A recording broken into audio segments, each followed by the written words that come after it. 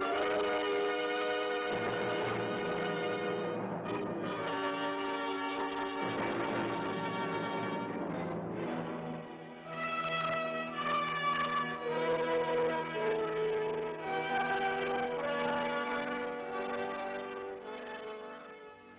I'm Rear Admiral Hanlon, and as Commander of Joint Task Force 7, I should like to present this brief film report on the highlights of Operation Redwing.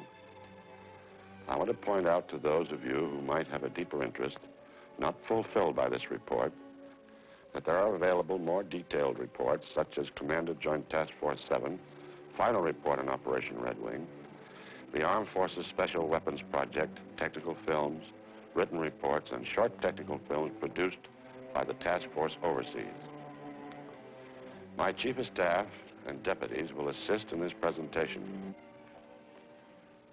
Redwing, the sixth series of nuclear tests conducted in the Pacific Proving Ground, was nearly 3 times the magnitude of that of any previous one. The purpose of Redwing was twofold: to test 17 experimental weapons and devices, to conduct some 43 weapons effects tests and diagnostic measurements associated with the 17 shots. The cost of Redwing was on the order of $160 million and did not include the cost of nuclear materials or the design and production of the devices. Some $120 million went for the cost of participation by the Army, Navy, Air Force, Joint Task Force 7, Armed Forces Special Weapon Project, and the Atomic Energy Commission.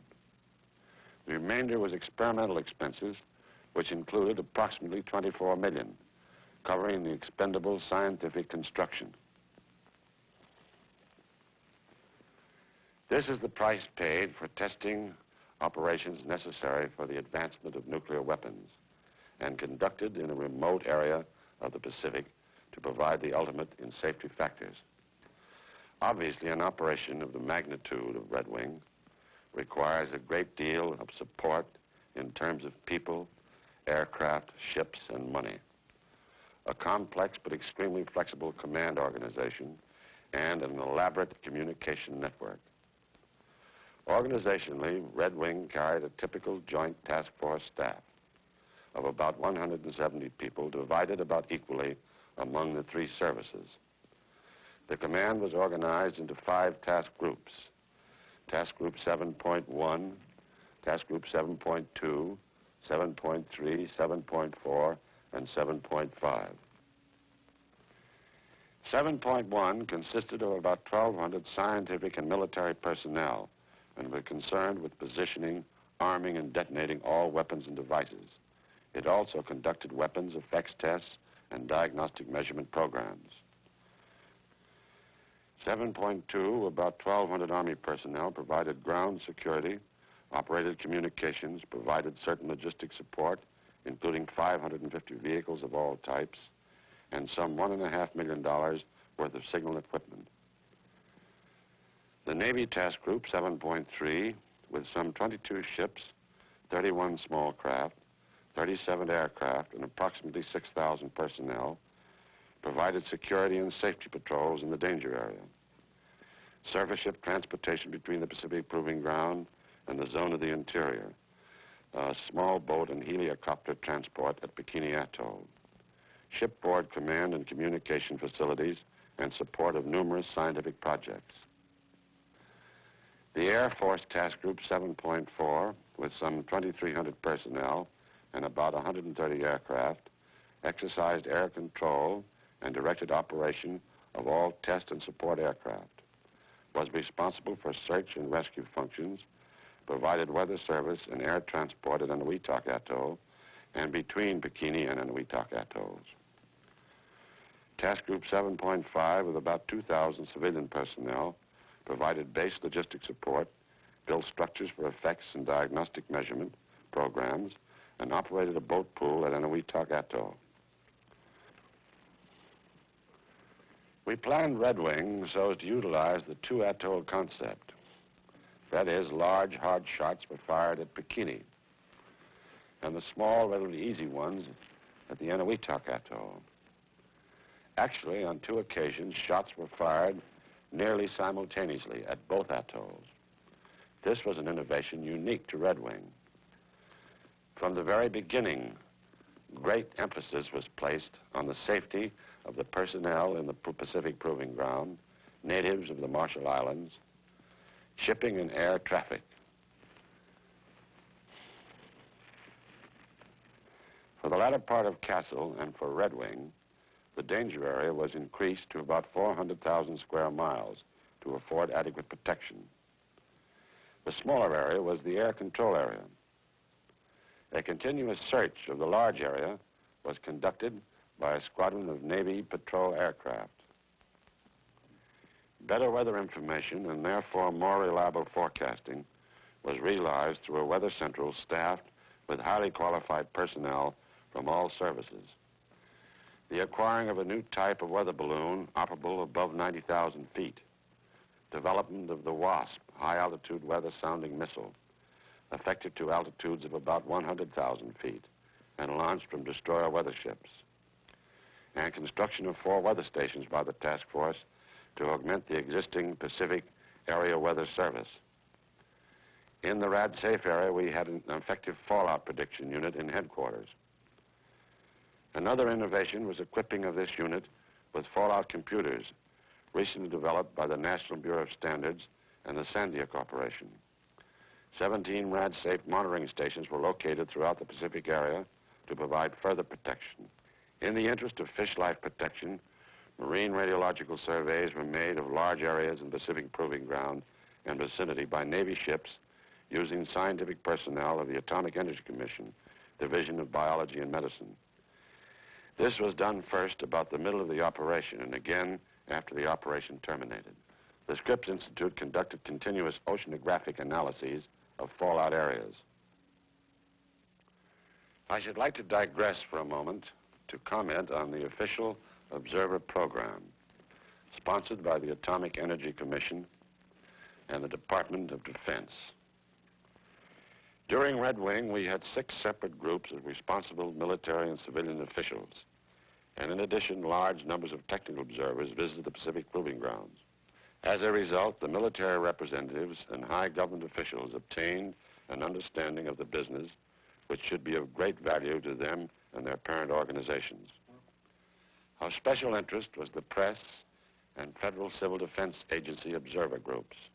The press group consisted of some 15 media representatives from the field of television, radio, newspapers, magazines, and periodicals. A like number from the Federal Civil Defense Agency from all over the country witnessed the shots. These groups witnessed the Cherokee airdrop, which was declared an open shot for this purpose. Due to weather delays postponing Cherokee for 18 days, the group was able to witness the La Crosse shot, also declared an open shot for Redwing. Judging from reports and comments, it would appear that the press visit resulted in a substantial contribution to public relations for the military services and the Atomic Energy Commission. It is felt that these programs were justified. At this point, I should like to ask Dr. Ogle, my scientific director, to provide a resume of the weapons development highlights on Redwing. Dr. Ogle? Castle in 1954 gave us thermonuclear devices that could be carried only in our largest planes. We needed weapons now that could be carried externally on fighter aircraft or that could be dropped by light and medium bombers. And we needed small diameter, lightweight thermonuclear weapons for use in conjunction with the missiles being developed by the armed forces. Thus, a major part of the development effort of the 2 weapons laboratories, Los Alamos Scientific Laboratory and University of California Radiation Laboratory at Livermore, for the year and a half preceding Redwing, went into the design of smaller and lighter thermonuclear devices. In addition, we made strenuous efforts to reduce the size and weight of our fission weapons, perhaps at the expense of efficiency, to meet present and future requirements of small missiles, artillery, and ground-to-air missiles. Code name La Crosse, 39 kilotons.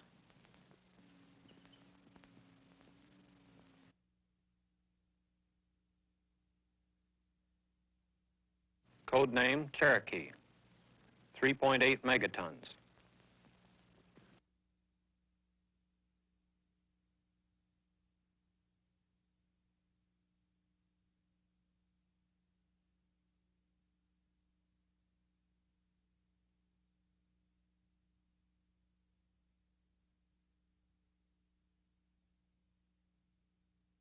Osage, 1.7 kilotons.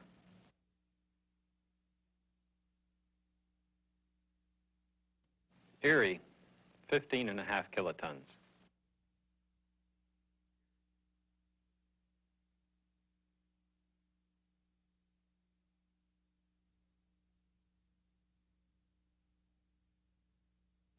Seminole, 13 kilotons.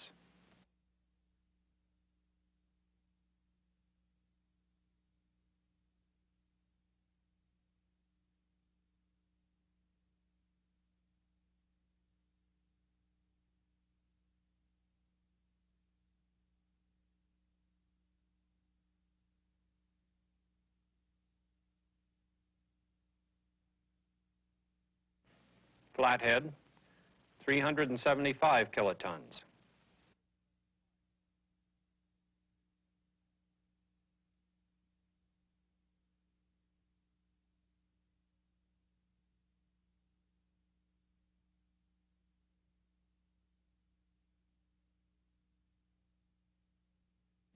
Dakota, 1.1 megatons.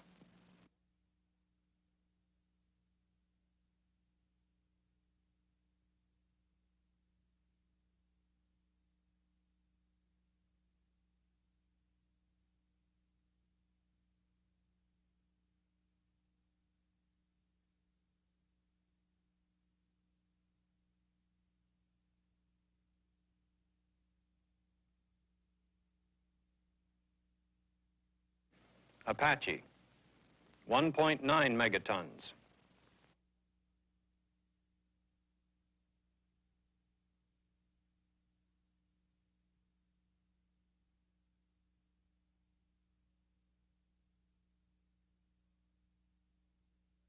Huron, 270 kilotons.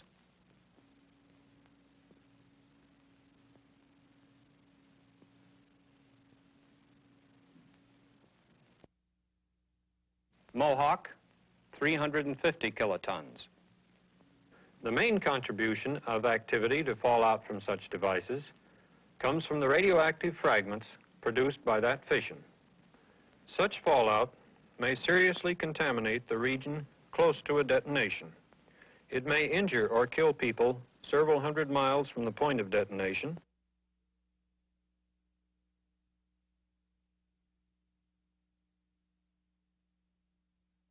.7 megatons.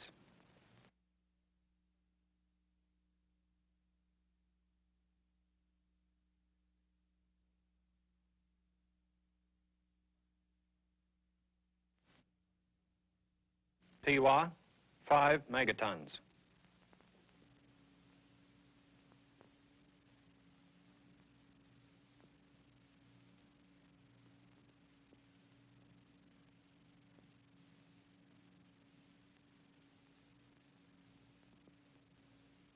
It is clear from a weapons development viewpoint that Operation Redwing was an outstanding success. The key areas of Army interest were static and dynamic pressures produced by detonations of various yields, and especially study of the long positive phase resulting from both air and ground bursts in the megaton range. We collected data also on the rapid determination of fallout. Here we are interested because of the proximity of friendly installations to targets on the atomic battlefield. Such data is, incidentally, completely dependent upon timely and accurate weather information. To protect our stockpile of tactical atomic warheads, as well as to impair or destroy the enemies, the Army required knowledge of the vulnerability of nuclear weapons. One other key factor in our support of atomic strikes is definite knowledge of the yield and ground zero of our weapons. Redwing experiments dealing with the detection, location, and analysis of atomic bursts were successful. This will lead to the development of portable, self-contained instruments capable of continuous surveillance of the atomic battlefield. The results of Redwing were of considerable interest and benefit to the Navy.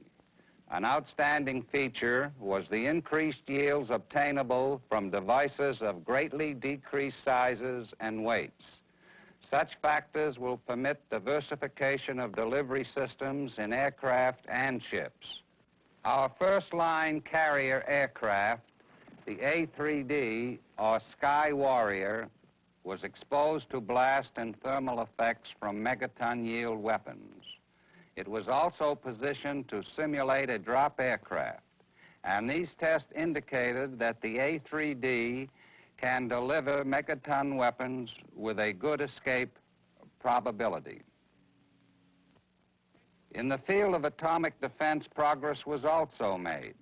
All ships of the Navy Task Group were equipped with washdown systems which proved to be most effective. Preliminary data gathered from specially configured remote control ships in the fallout area provided additional information regarding decontamination procedures in general. Data to determine the relative radiation dosages from the air, water, and the ship's weather surfaces was also collected. This knowledge provides additional criteria in the development of ship's shielding. Also, experiments with types of protective coating were conducted on ships and certain test aircraft. Spraying of a paint-like substance on exposed surfaces added a high degree of protection against contamination. The results of these experiments will assist us in the determination of naval operations in heavy fallout areas, as well as provide valuable data for the design of naval vessels of the future. The Navy is also interested in the many aspects of the various weapons effect tests as they pertain to aircraft, which will be discussed by General Griffith.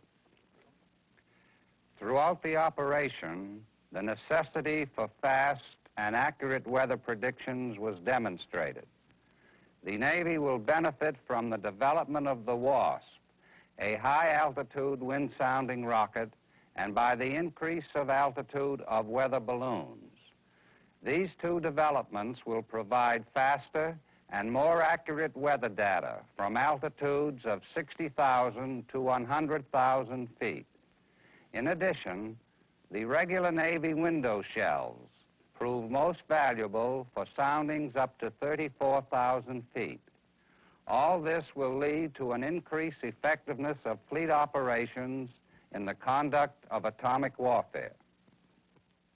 In conclusion, the 6,000 naval personnel gain valuable experience, as they are much better prepared to cope with the many aspects of atomic warfare and will form a nucleus to instruct other naval personnel.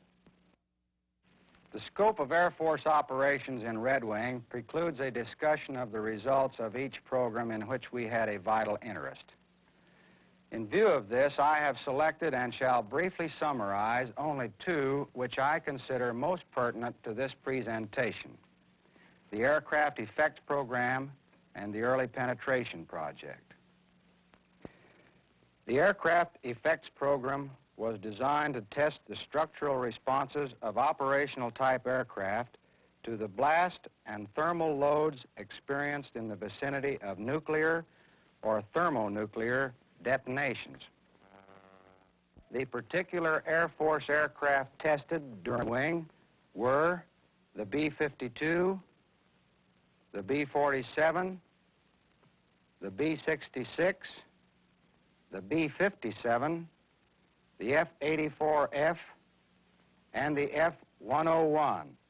These aircraft were positioned to receive the type loads they would experience during weapon delivery.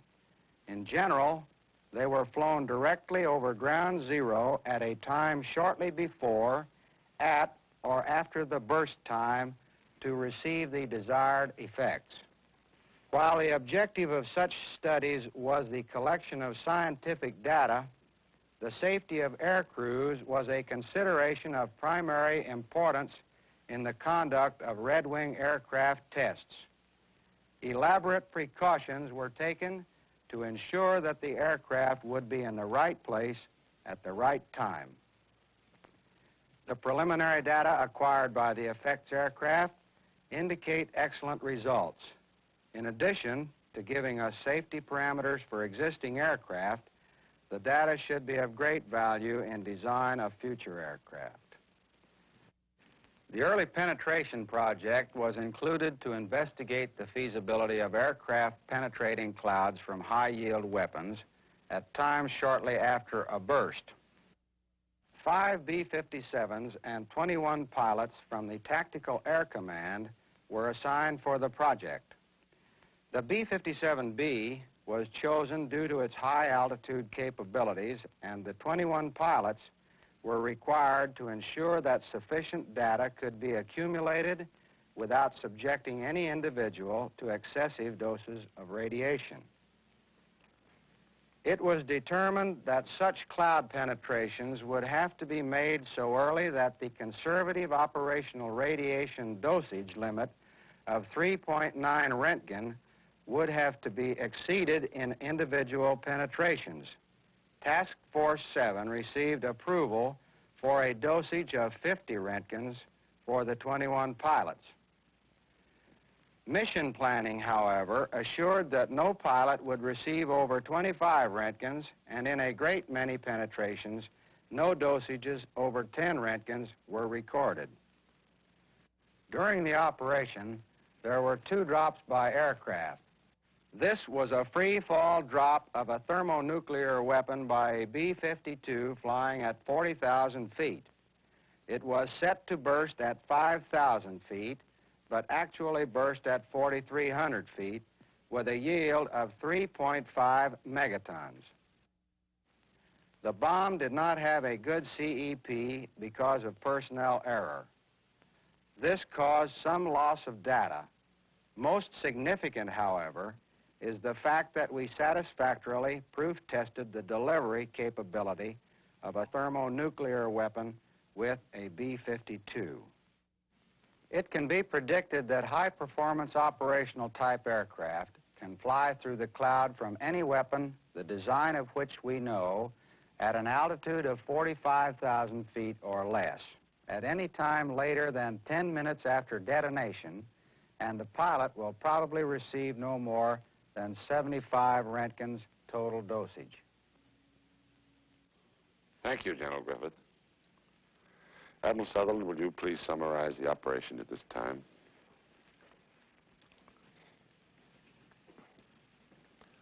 Technically, operationally, and militarily, Redwing may be summarized in one word: success. This operation marks a most significant step forward in the research and development of fission and fusion weapons.